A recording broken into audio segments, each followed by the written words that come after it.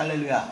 반갑습니다. 우리 옆에 있는 분들 같이 인사하겠습니다. 반갑습니다. 추석 잘 보내셨습니까? 네.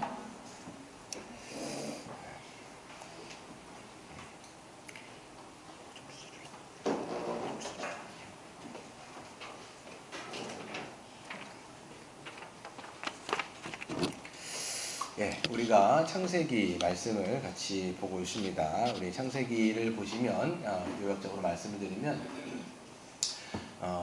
우리가 이제 아브라함에서 시작해서 하나님의 언약이 어떻게 흘러갑니까? 누구에게? 이삭에게. 그 다음에 그 이삭을 통해서 또 누구에게 흘러갑니까? 야곱에게 흘러갑니다. 그래서 이 족장 시대다라고 이야기할 때 이 족장은 누구냐면 아브라함, 이삭, 야곱이 바로 하나님께서 그의 언약을 어떻게 신실하게 이끌어 주셨는지를 보여주시는 그런 족장들의 인물들인 것입니다. 근데 야곱에서 끝나면서 물론 야곱은 죽지 않죠. 근데 그 야곱에서 이 포커스가 누구에게로 가죠? 바로 요셉이라고 하는 인물에게로 그 성경에 포커스가 흘러갑니다. 그런데 요셉은 족장은 아니에요. 족장은 아님에도 불구하고 참 중요한 인물인 것은 뭐냐면 하나님께서 그렇게 주셨던 그 언약의 말씀이 어떻게 신실하게 이루어지고 성취되어지는지를 보여주는 인물 중에 한 명이 바로 요셉인 것이지요. 그래서 요셉에게 꿈을 꾸게 하시고, 그렇죠? 그 다음에 어떻게 합니까? 요셉이 이제 팔려가게 되어지고, 먼저 이제 이집트로 이제 팔려가게 되어지는데, 먼저 간 이유가 뭐예요? 나중에 오게 되어질 그 큰 흉년을 대비해서 전체 이스라엘 백성들을 하나님께서 보존하시고 보호하기 위해서 하나님께서 먼저 이 요셉이라고 하는 사람을 애굽이라고 하는 지역 가운데 이제 흘러가게 내버려 두신 것입니다. 그랬을 때 하나님은 이 언약에 신실한 요셉을 통해서도 그 하나님의 약속이 어떻게 이루어지는지를 보여주시는 반면에 또 우리가 지난 시간에 살펴본 것처럼 언약에 신실하지 않았던 누가 있습니까? 유다라는 사람이 있습니다. 유다를 통해서도 하나님께서는 역사하셔서 유다를 보면 참 아시겠지만 굉장히 하나님의 언약을 잊어버리고 살았던, 망각하며 살았던, 그래서 가나안 여인과 결혼할 뿐만 아니라 그 하나님의 언약을 이제 잊어버렸기 때문에 여러 가지 일들을 하는 것을 보이죠. 그럼에도 불구하고 하나님께서는 그런 유다라고 하는 인물을 통해서도 하나님의 그 민족을, 그 씨를 이루어 가시는, 결국은 유다의 자손에서 누가 나옵니까? 예수 그리스도라고 하는 그런 메시아가 나오는 족보를 형성하게 되어지는 것이죠. 그래서 하나님은 창세기를 통해서 보게 되어지면 요셉이라는 사람을 통해서 또 유다라는 사람을 통해서 이 두 방향을 가지고 신실하게 그 약속을 이루어 가시는 것을 볼 수 있었습니다. 근데 오늘은 다시 이제 요셉으로 이제 돌아와서 보게 되어지면 요셉이 이제 형들의 손에 팔려 간 다음부터의 이야기가 나옵니다. 요셉의 나이가 이제 17살이었겠죠. 17살이었는데 형들의 손에 팔려서 애굽으로 먼저 끌려갑니다. 그곳에서 이제 보게 되시면 1절에 요셉이 이끌려 애굽에 내려가매 바로의 신하 친위대장 애굽 사람 보디발이 그를 그리로 데려간 이스마엘 사람의 손에서 요셉을 샀습니다. 그래서 어디로 가게 되냐면 그 애굽에서 그 바로의 친위대장이에요. 친위대장이라고 하면 굉장히 높은 직입니다. 뭡니까? 가드의 장이라는 거예요. 그래서 뭐라고 얘기할까요? 그 폐하를 보호하는 것 중에 가장 그 으뜸이 되어지는 사람이 이 친위대장 보디발인 거지요. 굉장히 높은 직위에 있는 사람입니다. 그 사람의 집에 가서 이제 어떻게 되냐면 거기서 이제 노예로 팔려가게 되죠. 노예로 팔려가서 그는요, 거기서 이제 그 집에 머물게 됩니다. 근데 2절에 보시면 하나님께서 그 요셉과 함께 하시고 또 그를 형통하게 하셔서 그 애굽 사람의 집에 있게 만드십니다. 얼마나 형통하게 하셨는지 그 주인인 보디발도 요셉과 함께 하시는 하나님을 봤을 뿐만 아니라 하나님께서 그의 삶을 얼마나 형통하게 하셨는지를 또한 보게 되어지는 것을 우리는 알 수가 있습니다. 그래서 보게 되어지면 하나님이 이제 형통하게 하신 거예요. 그래서 굉장히 신실하게 일을 했겠죠. 그리고 주인의 눈에 든 겁니다.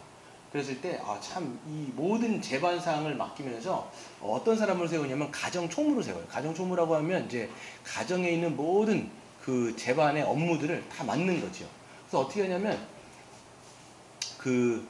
음식 외에는, 그러니까 먹는 것 외에는 다 다 간섭하지 않고 그 모든 것을 다 이제 누굽니까? 요셉에게 맡기는 모습을 보게 됩니다. 그 4절입니다. 한번 같이 읽어볼까요? 시작. 요셉이 그의 주인에게 은혜를 입어 섬김에 그가 요셉을 가정총무로 삼고 자기의 소유를 다 그의 손에 위탁하였다. 이렇게 이야기를 하죠. 그러니까 이제 뭐 엄청난 거죠. 노예인데 여러분, 노예임에도 불구하고 일을 잘했던 것 같아요. 성실했던 것 같아요. 충성스럽게 했던 것 같습니다. 여러분, 요셉이요 몇 년 동안 보디발의 집에 있었을까요? 굉장히 오래 있었어요. 요셉이 17살에 팔려가잖아요. 그리고 몇 세에 총리가 됩니까? 30세에 총리가 돼요. 그럼 몇 년이라는 세월이냐면 13년이라는 세월 동안 쭉 애굽 땅에 있단 말이에요. 그러면 그 중에 2년 동안은 감옥에 있었어요. 후반부에 이제 감옥에 2년을 있었단 말이에요. 그러면 몇 년 동안 보디발의 집에서 있냐면 11년 동안 거기서 가정총무로 일을 한 거예요. 예. 그러니까 뭐 그냥 들어가자마자 막 노예가 돼가지고 바로 가정총무가 된 게 아니라 그냥 노예 중에서도 아주 그냥 뭡니까? 지혜가 있고 성실하고 충성스러운 게 그 주인의 눈에 딱 띈 거예요. 그러니까 얘를 모든 재반 업무를 다 맡기는 가정총무로 세우는 그런 일이 있는 거죠. 왜 그랬다고요? 요셉이 잘한 것도 있었겠지만 요셉이 신실하게 하고 지혜롭게 할 수 있었던 건 뭐냐면 하나님이 함께 하셨다는 거예요. 하나님이 함께 하시고 하나님의 그 삶을 형통하게 하셔가지고 그런 뛰어난 그런 그 지혜를 보여주는 그 모습을 보였다라는 것이죠. 그랬을 때 하나님께서는 이 요셉 때문에 그 보디발의 집에 엄청난 복을 허락하십니다. 그래서 5절을 읽어보시면 그가 요셉에게 자기의 집과 그의 모든 소유물을 주관하게 한 때부터, 즉 가정총무가 되게 한 때부터 여호와께서 요셉을 위하여 그 애굽 사람의 집에 복을 내리시는데 여호와의 복이 그의 집과 밭에 있는 모든 소유에 미치지 않은 곳이 없었다는 거예요. 모든 곳 가운데 하나님의 복이 미치니까 이거를 그냥 보디발도 알 정도의 하나님의 은혜를 베풀어 주신 거죠. 여러분, 우리가 이제 구약 성경을 보게 되어지면 약간 이제 특이한 게 나옵니다. 신약과는 좀 달라요. 하나님의 복이 가시적으로 막 드러나는데 그게 어떤 거냐면 이렇게 물질적인 복을 막 부어주는 경우가 있어요. 이게 하나님의 복이 내려지는 것의 어떤 증거로서 부어집니다. 또 어떤 대적으로부터 이기게 하시고 그 다음에 전쟁에서 이기게 하시면서 하나님이 함께 하시는 것의 증거로서 보여주는 것이죠. 여러분, 출애굽 같은 데 보세요. 하나님께서 이스라엘 백성들을 출애굽 시킨 다음에 보존하시잖아요. 그리고 어마어마한 그 애굽 사람들이 몰려올 때 그들을 보존하시고 오히려 그들을 그 원수들을 대적들을 어떻게 합니까? 멸망시켜 버린다는 거예요. 구약에서는 이렇게 대적을 물리치고 그 다음에 물질적인 복을 부어주고 이런 것이 하나님이 함께 하시고 형통하신다는 거에 증거예요. 근데 여러분, 이게 신약으로 넘어가면 좀 그렇진 않아요. 신약으로 넘어가면 그리스도 안에서 영적인 복으로 바꾸는 거예요. 영적인 복으로 바뀌어지는 거예요. 구약에서의 어떤 한계라기보다는 구약에서의 어떤 제한적으로 보여지는 어떤 증거일 수가 있다는 걸 우리는 생각해야 되는 것이죠. 그럼에도 여러분 보면요, 성경은 중요한 게 하나님이 그와 함께 하시며 그를 형통하게 하셨다는 것을 반복적으로 얘기합니다. 그렇죠? 오늘 성경에서 찾아보면요, 하나님 함께 하셨다, 하나님께서 형통하게 하셨다, 이거를요 무지하게 반복합니다. 무지하게 반복해요. 근데 여러분, 형통이라는 단어가 뜻이 뭘까요? 예, 축복하다. 이게 잘 되는 거, 잘 되는 거, 잘 되고 잘 되는 거, 이게 형통한 거예요. 예. 그리고 뭐 성공하는 거, 잘 되는 거, 이런 거를 우리가 세상 사람들도 형통이라는 말을 쓴단 말이에요. 근데 성경에서도 그 형통이라는 말을 동일하게 지금 쓰고 있는 것이죠. 근데 여러분, 우리가 조금만 생각해 보더라도 이게 요셉의 삶이 정말 형통한 건가, 이런 좀 궁금함이 들어요. 의문이 든단 말이에요. 하나님이 형통하게 하셨다면 진즉에 형들의 손에 팔려갈 때부터 막아주셨어야 돼요. 그렇잖아요. 이게 지금 끌려갔잖아요. 얘는 평범하게 채색 옷을 입고 이 뭡니까, 하나님, 이거 아버지가 정말 사랑하는 애지중지하면서 그냥 평범하게 살던 17살 소년이란 말이에요. 그런데 형들의 손에 지금 팔려간단 말이에요. 그래서 형통하게 했다면 그 자리에서 형들의 손모가지를 잘라버렸던가, 그래갖고 아예 막아버려야 되는데 그게 아니라 팔려가 버린 거예요. 지금 팔려가서 지금 어떻게 하고 있어요? 노예의 신분으로 전락을 해버렸습니다. 여러분, 노예예요, 노예.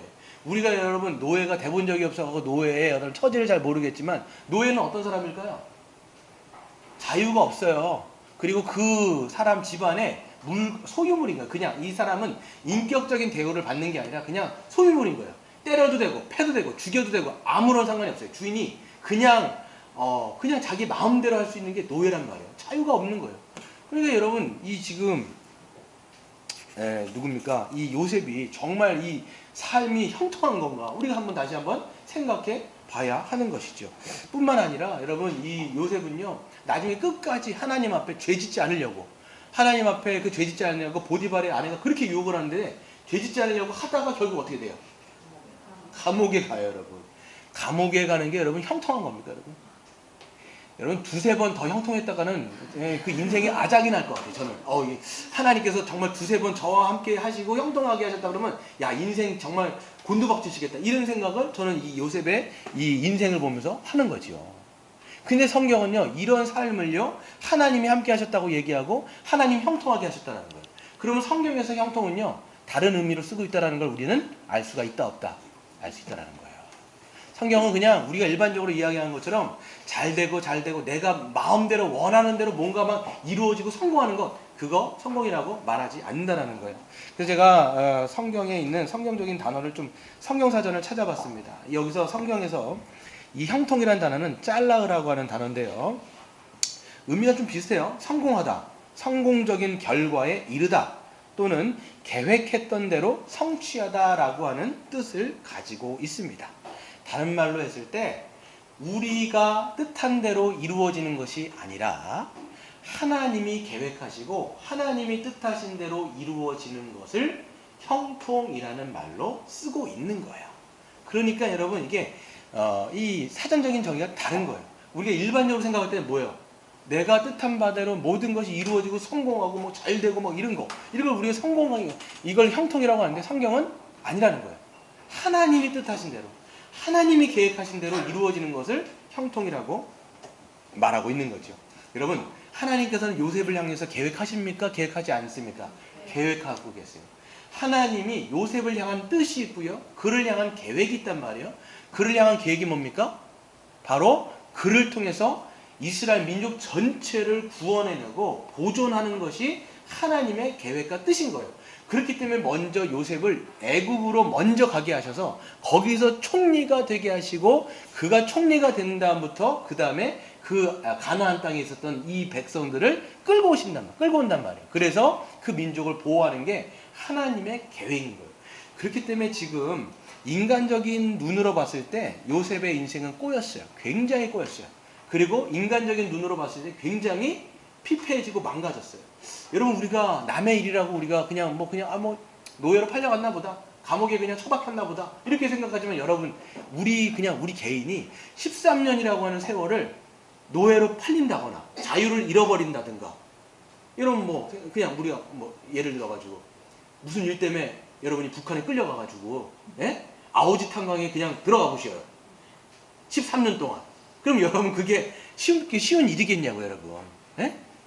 그러니까 이렇게 되어지면 우리 인생은 야 꼬였구나 이렇게 생각하는 거예요. 야 내 팔자는 아니겠죠. 뭐라고 했잖아요. 아무튼 내 인생은 꼬였구나. 내 인생은 망가졌구나. 이렇게 생각하는 거예요. 그런데 지금 하나님의 관점으로 보면 이건 잘 가고 있는 거예요? 못 가고 있는 거예요? 잘 가고 있는 거예요. 제대로 가고 있는 거예요. 성취되고 있는 거예요. 하나님이 보내셨다고 나중에 요셉도 고백하잖아요. 지금 내가 애굽 땅에 내려온 것은 형들 당신들이 나를 보낸 것처럼 보이지만 이거는 하나님이 나를 먼저 보내셨습니다 라고 믿음의 고백을 하고 있단 말이에요. 여러분 이런 눈이 이런 안목이 우리에게도 있어야 돼요. 지금 당장은 어려워 보이고 힘들어 보이고 망가지고 꼬여있는 것처럼 보인다 할지라도 이거는 하나님의 관점에서 보면요 지금 하나님의 뜻이 이루어지는 과정일 수가 있다라는 생각을 하셔야 돼요. 우리가 그런 믿음을 가질 때 지금 순간에서 절망하지 않을 수 있어요. 와 인간적인 관점으로 보면 와 꼬였다 망가졌다 에이 그냥 될 대로 살아야지 이렇게 하면 이거는 소망이 없는 거예요. 그런데 아마 요셉은요 뭔진 몰라도요 요셉이 이런 상황 가운데 갔어도 끝까지 절망하지 않고 낙심하지 않을 수 있었던 거는 하나님에 대한 뭔지 모를 믿음 분명히 있었다는 생각을 저는 해요. 왜 그러면 나중에 보디발이 그렇게 막 유혹하려고 했을 때 뭐라고 얘기해요? 어찌하여 내가 큰 악을 누구 앞에서? 하나님 앞에서 내가 저지를 수 있겠습니까? 하면서 하나님에 대한 인식이 이 사람 분명히 있는 사람이에요. 그러니까 이게 뭐예요?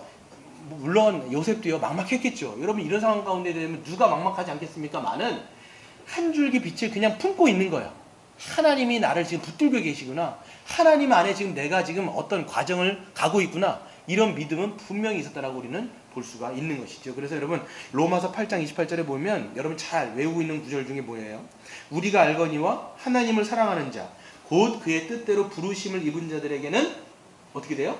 모든 것이 합력하여 선을 이룬다는 거예요. 여기서 보면요. 하나님은요. 모든 상황을 통해서라도 뭘 이루시는 거예요? 선을 이루세요. 여기서 선이라고 하는 것은 뭐냐면 하나님의 뜻이에요. 하나님의 거룩하신 뜻을 위해서 모든 상황, 여러분 이 모든 상황이라는 거요. 우리가 생각할 때 좋은 상황만이 아니에요.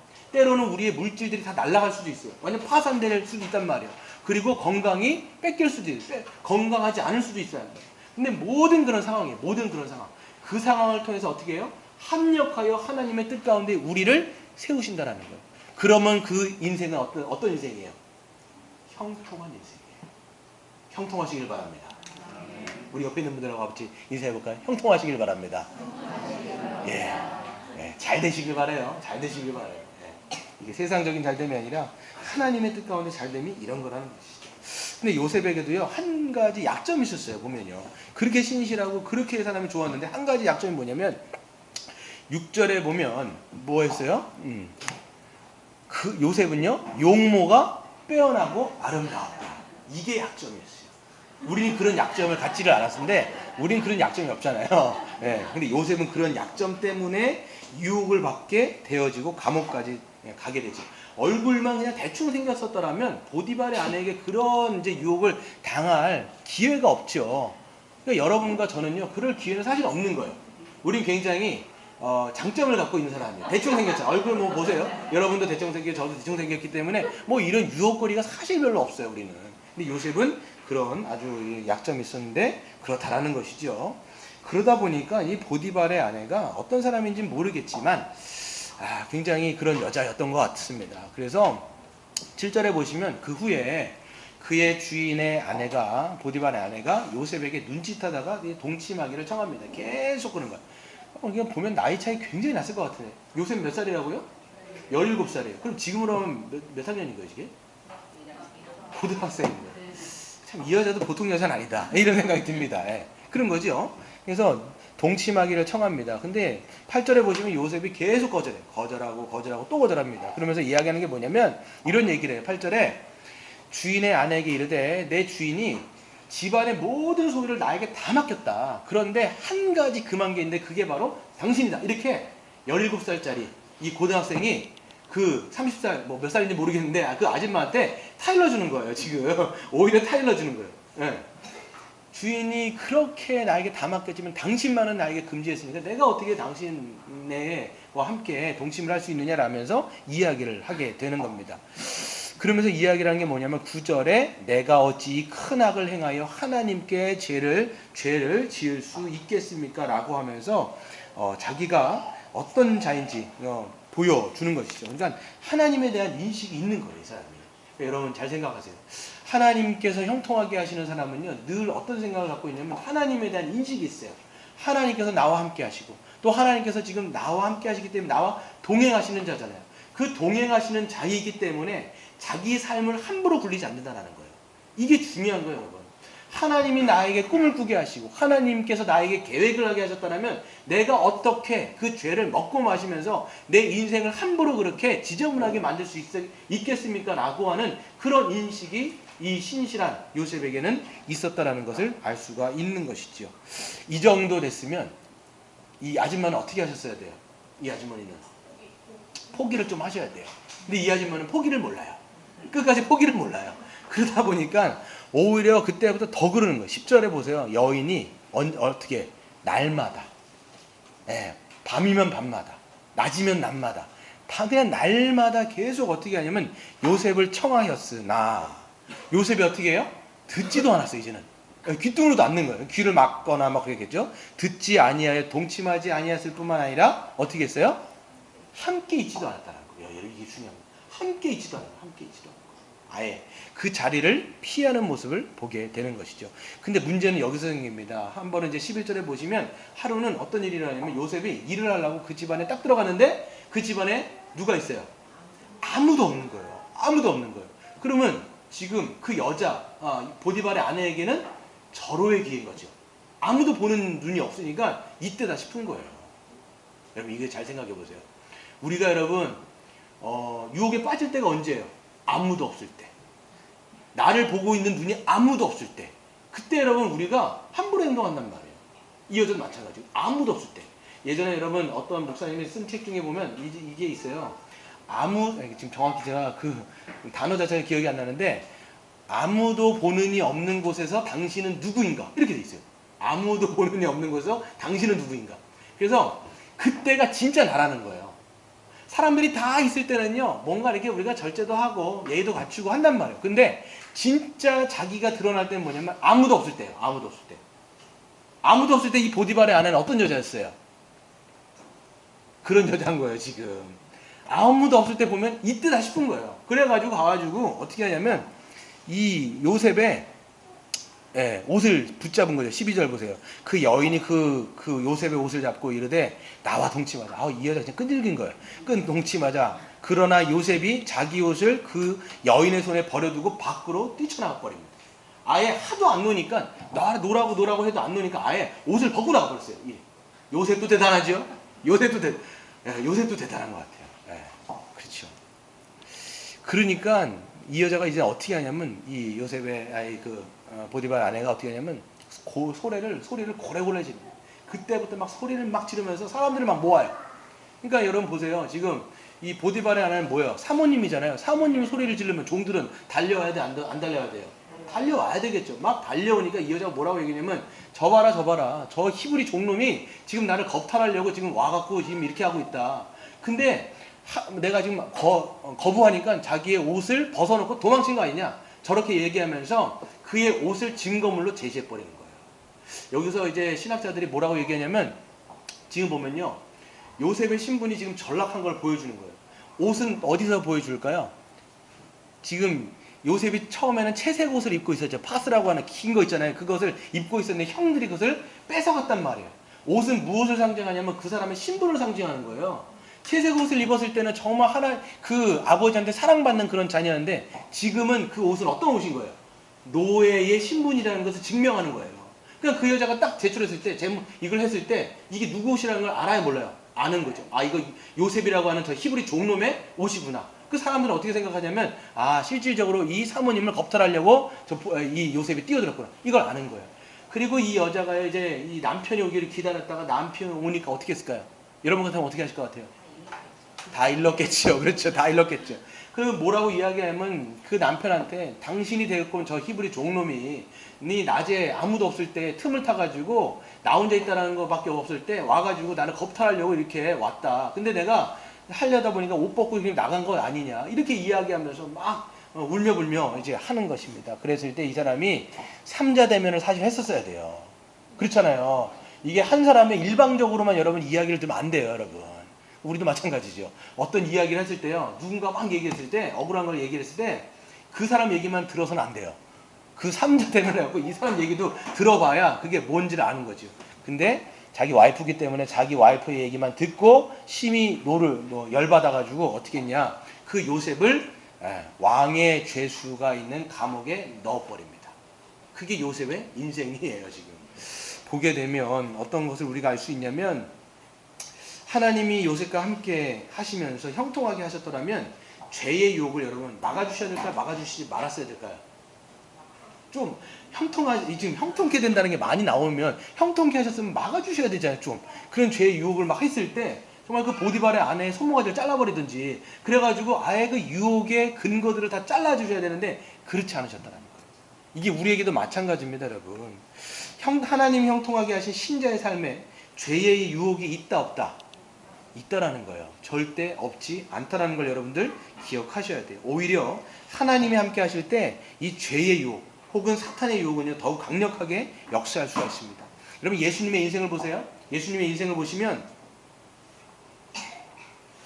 예수님이 여러분 이제 세례 요한으로부터 물세례를 받으시고 공생애를 시작하십니다. 그래서 예수님이 세례를 받으시면서 물에서 나오실 때 어떻게 돼요? 하늘이 열리고 그 다음에 비둘기처럼, 성령께서 비둘기처럼 내려오시죠. 그리고 하늘에서 음성이 들립니다. 뭐라고 말씀하세요? 이는 내 사랑하는 아들이라 내 기뻐하는 자다라고 말씀하시는 하나님의 음성이 들린단 말이에요. 이게 뭐예요? 성자 예수님께서 공생애를 시작하시면서 하나님께서 함께 하신다는 그 증거로서 성령을 부어주셨을 뿐만 아니라 하나님의 음성이 들려지게 하신다는 말이에요. 그러면 여러분, 지금 예수님은 누가 함께 하시는 거예요? 성령님이 함께 하시고 성부 하나님께서 함께 하시는 것의 증거로서 보여주시는데, 그렇다면 죄의 유혹이 아예 없어야 되잖아요. 그런데 그 장면 다음에 바로 뒤에 뭐가 나올까요? 성령께서 오히려 예수 그리스도를 광야 시험으로 몰아내 버리시는 거예요. 그러면서 거기서 광야 시험을 받는 모습이 1년의 과정으로 나오는 것을 우리는 볼 수가 있는 거예요. 그러니까 여러분 보세요. 하나님이 함께 하신다라고 죄의 유혹이 없는 게 아니에요.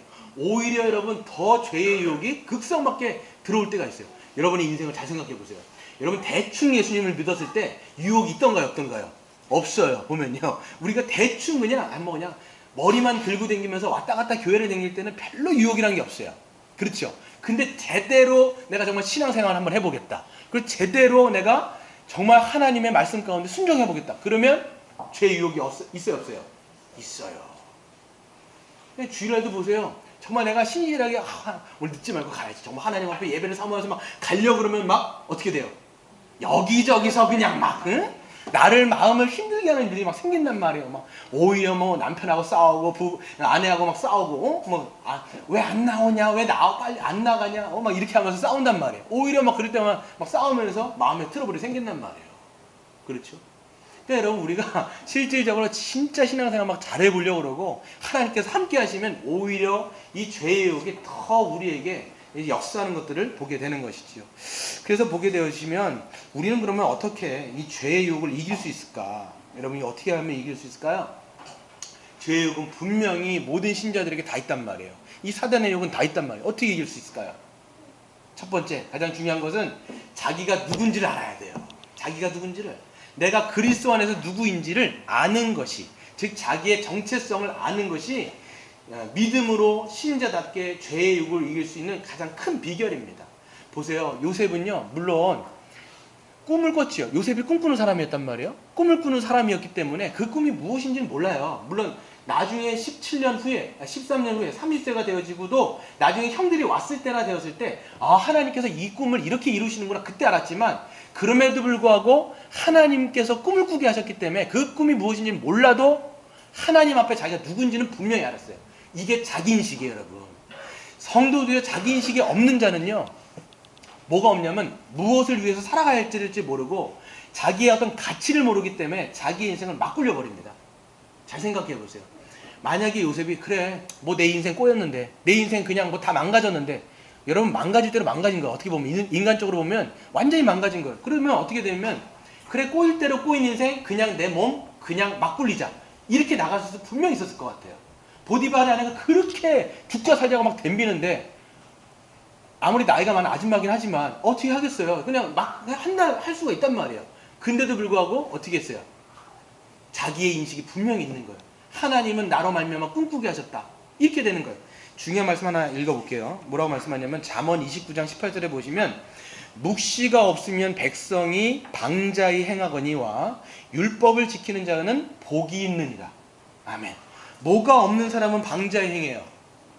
묵시가 없는 사람은 방자히 행한대요. 여기서 묵시는 영어 성경 보면 비전이라는 말로 표현되고요, revelation, 계시라는 말로 표현이 됩니다.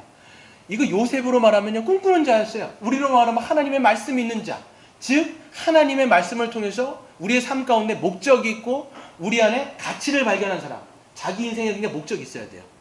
하나님께서 나를 어떤 계획을 품고 있는지를 알아야 돼요. 그래서 여러분, 사명자는요 쉽게 유혹에 당하지 않습니다. 어떤 사람이 자꾸만 유혹에 넘어지냐면 사명이 없는 사람이에요. 자기 인생에서 뭘 해야 될지 모르는 사람은 반드시 뭐가 오면요, 그래 이렇게 가도 되고 이렇게 오면 저렇게 가도 되고. 왜 그러냐? 인생에 목적이 없는 거예요. 그래서 이래도 그만 저래도 그만인 거예요. 근데 요셉의 인생은 뭐가 있냐면 하나님께서 꿈꾸게 하셨고 그렇기 때문에 자기 인생의 목적은 어떤 삶의 목적은 있는 거예요. 여러분도 그렇기 때문에 묵시가 있기 때문에 방자히 행하지 않는 인생 되시길 바랍니다. 시편 1편에 보면요 이런 이야기 나와요. 악인은 뭐라고 되죠? 악인은 바람에 나는 겨와 같다라는 거예요. 여러분 이 바람에 나는 겨와 같은 게 뭐냐면 예전에 이렇게 그 채로 이렇게 털잖아요. 그랬을 때 이게 뭐냐면 이게 껍데기는 다 어떻게 돼요? 바람에 날아가는 것을 지금 시편 1편에서는 이야기한단 말이에요. 거기서 악인은 누구냐면 하나님의 말씀이 없기 때문에 중심이 없는 자를 얘기하는 거예요. 그렇기 때문에 이렇게 오면 그냥 바람에 다 날아가는 거예요. 바람에 다 날아가는 거예요. 그리고 바다에서도 보면요 배가요 중심이 없으면 어떻게 돼요?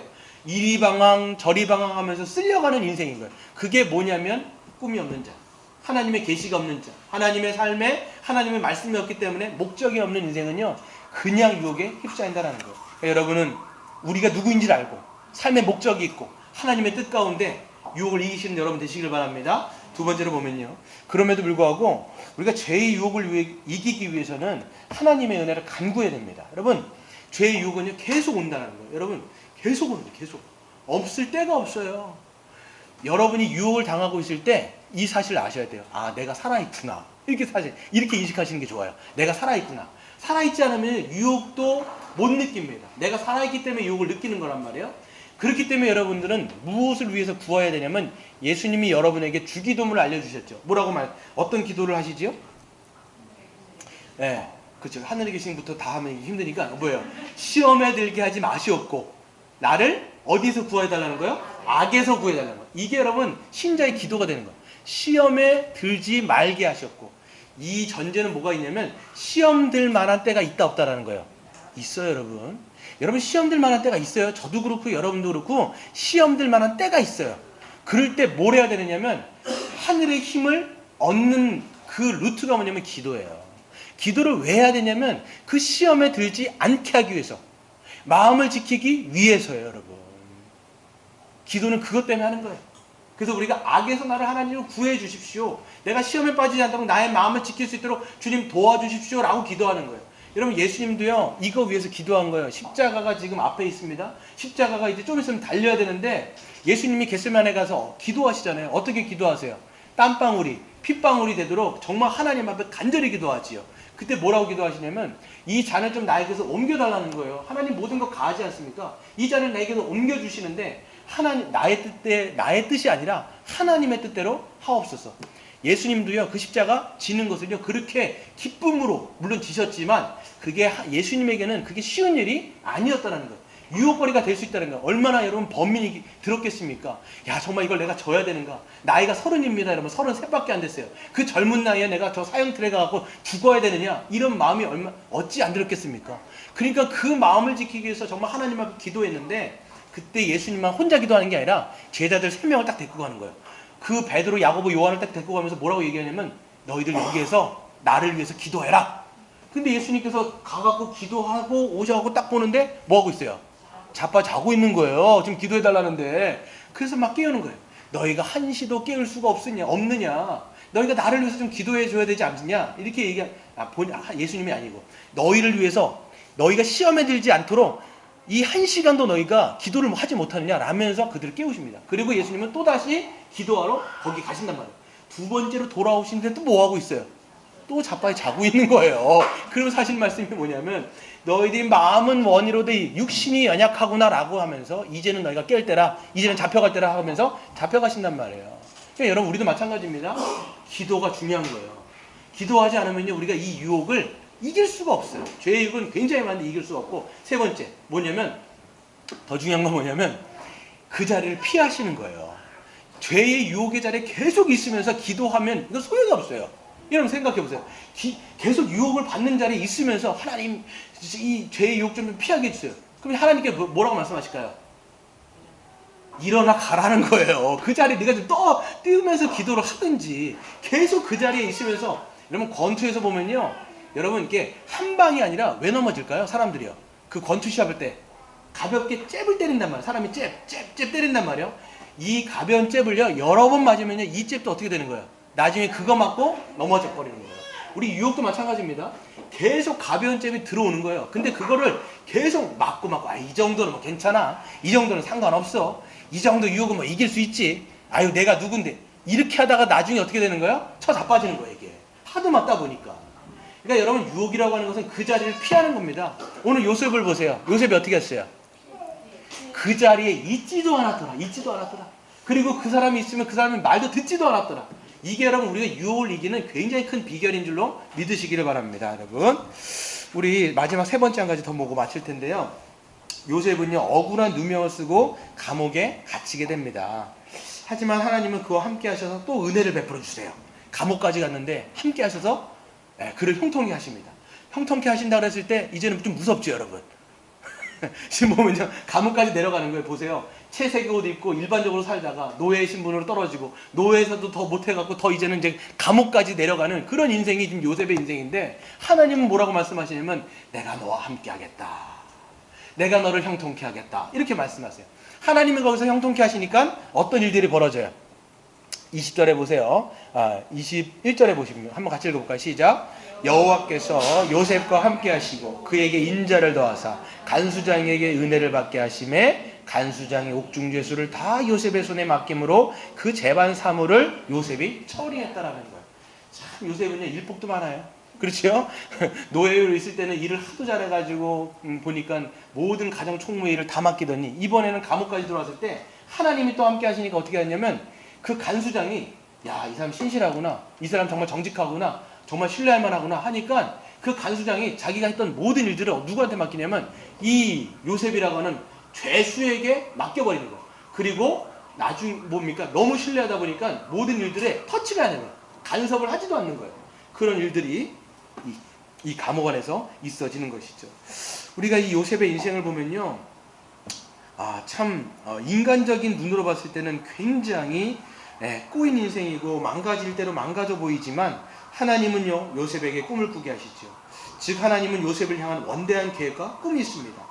이때부터 요셉이 오히려 형들의 손에 팔리고 애굽에서 노예 신분으로 전락하게 되어지고 억울하게 감옥 가운데 갇히게 되어집니다. 그의 인생은 억울함의 연속이에요. 그리고 억울함과 그 고난과 시련의 연속인 게 바로 그의 인생입니다. 그렇다면 우리는 한 가지 질문을 좀 던져봐야 돼요. 하나님은 왜 그를 이런 시련과 고난의 연속을 그 인생 가운데 허락하셨을까요? 왜 그랬을까요? 하나님의 뜻을 이루시기 위해서. 그렇습니다. 첫 번째는 그 요셉의 개인적인 삶을 보면요, 그의 인생을 하나님의 인격으로 빚어가시는 과정이 분명히 있었을 거예요. 여러분, 보세요. 이 세월 13년이죠. 이 13년 동안 뭘 배웠을까요? 인내라는 걸 배웠을 것 같아요. 제가 생각해보면. 나중에 보면 나갈 것 같은데 못 나가잖아요. 보면요. 계속. 이게 뭔가 풀릴 것 같은데 안 풀려요. 노예 생활할 때도요, 가정 총무가 되었으면, 내 인생은 좀 이제는 좀 필만하구나. 그런데 그 여자 때문에 그 유혹을 이기려다가 감옥 가죠. 감옥에서도 보면 이제 그 감옥에 누가 들어가요? 떡관원장과 술 맡은 관원장이 들어가지고 잘 풀어줬잖아요. 그러면 내 인생이 좀 풀리겠구나 라고 했는데 어떻게 돼요? 그 술 맡은 관원장이 까먹어 버린단 말이에요. 잘 될 만한데 계속 안 되는 거예요. 그러다 보니까 이 요셉은요, 뭘 배웠을까라고 생각해 보면, 하나님 앞에 인내하는 것, 하나님 앞에 참는 것, 이런 걸로 그리스도의 인격으로 빚어갔다는 것을 우리는 좀 생각해 볼 수 있고요. 두 번째로 보면, 하나님의 구속의 관점으로 보면 그를 하나님의 사람으로 연단시키시고 준비시키는 과정이었다라는 것들을 우리는 볼 수가 있습니다.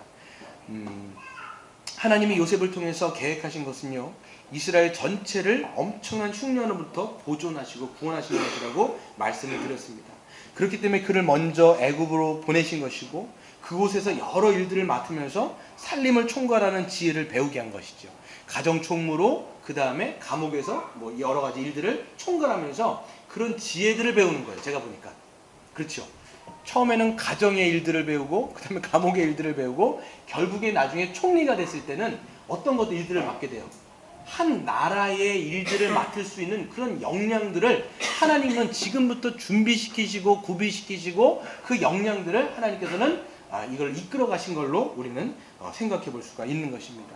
결국은 이스라엘 민족 전체를 구원하시는 사명을 감당하게 하시고, 이렇게 하나님은 고난의 학교를 통해서 하나님의 사명을 감당할 수 있는 자로 준비시키는 모습을 우리는 보게 되는 것이죠.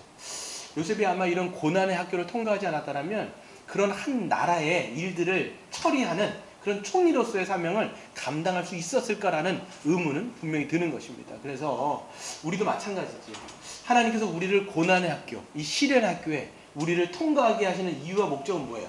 하나님의 사람으로 우리를 빚으시고 준비시키시고 우리를 단련시키시게 하기 위해서 하나님께서는 우리를 그렇게 만드시는 것입니다. 여러분, 하나님은 우리를 어떤 사명자로 여러분 빚으시길 원하실까요? 하나님께서는 우리를 요셉으로 말하면 그 민족을 구원하는 그런 사명자로 하나님께서는 준비시키기 위해서 고난의 학교를 통과하게 하셨다면 우리는 어떤 사명자로 하나님께서는 우리를 준비시키기를 원하실까요? 어떨까요? 여러분, 어떤 사명이 있을까요? 예? 예, 맞습니다. 교회적 삶을 살아가는 거예요. 정말 잘 말씀해 주셨어요. 그래서 우리가 사명을 이야기했을 때 우리가 구원받았으니까 아프리카로 가자. 이렇게 하는 게 아니라 하나님께서는 우리에게 생명 주시고 우리를 무엇으로 모아주신 거예요? 교회로 모아주신 거예요. 교회로 한 몸으로 한 가족으로 살아가도록 우리를 모아주셨기 때문에 우리의 사명은 1차적으로 보면요. 뭐냐면 우리가 그리스도의 몸 안에서 한 몸으로 살아가는 게 우리의 사명인 거예요. 그래서 내가 가지고 있는 은사, 내가 가지고 있는 물질들을 누군가를 위해서 사용하고 누군가를 위해서 내가 그것들을 잘 씀으로 말미암아 한 몸으로 살아갈 수 있는 그 사명을 우리에게 주신 것이죠. 그래서 여러분, 누군가에게는요 복음의 지식과 지혜를 아는 사람들이 있어요. 그럼 그것을 교회 안에서 내가 가지고 있는 복음의 지식과 지혜를 잘 전하는 게 그 사람의 사명인 거예요. 그러니까 여러분, 우리가 예수님의 십자가를 통해서 뭘 얻었어요? 생명을 얻었지요. 그럼 여러분, 우리의 사명은 뭐냐면 생명을 전하는 게 우리의 사명이란 말이에요. 근데 여러분, 예수의 생명을 전하는 방식은요 굉장히 많습니다. 그냥 십자가의 복음, 그 지혜와 지식을 전하는 그런 방식도 있겠지만 뿐만 아니라 뭐예요? 예수님의 마음을 전하는 방식도 있을 거예요.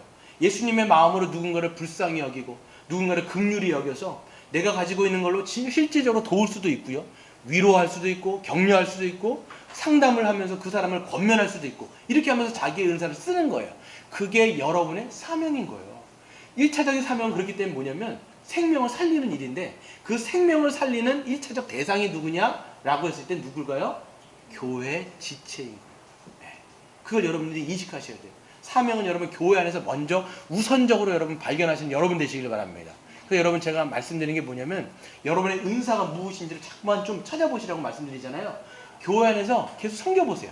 섬기다 보면 내가 어떤 은사를 갖고 있는지를 알게 되어지고 그 은사를 가지고 누군가를 쓰다 보면, 사용하다 보면 거기서 생명의 역사가 뭐예요? 일어나는 거예요. 계속 일어나는 거예요. 거기서 우리는 그 하나님 나라를 맛보면서 이 사명을 감당하게 되는 것이요. 그러니까 여러분, 이것을 준비시키기 위해서 하나님께서 뭐예요? 때로는 우리를 고난 가운데 연단시킨다는 거예요. 우리가 교회론에서도 보면 누가 온전한 자예요? 누가 온전한 자야?